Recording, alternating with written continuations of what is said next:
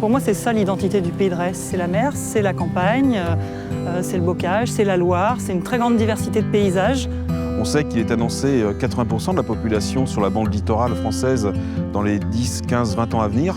Et donc, il va falloir qu'on anticipe ça. À la fois être en capacité de poursuivre le développement du territoire pour les générations futures, tout en le préservant.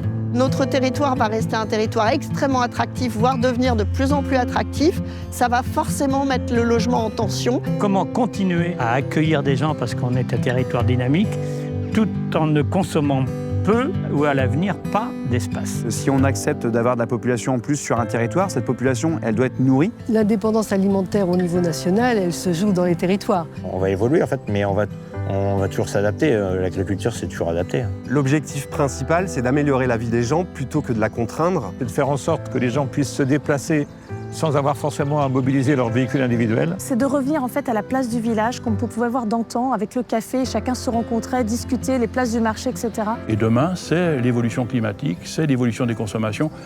Ce seront des attentes nouvelles de la part de nos populations.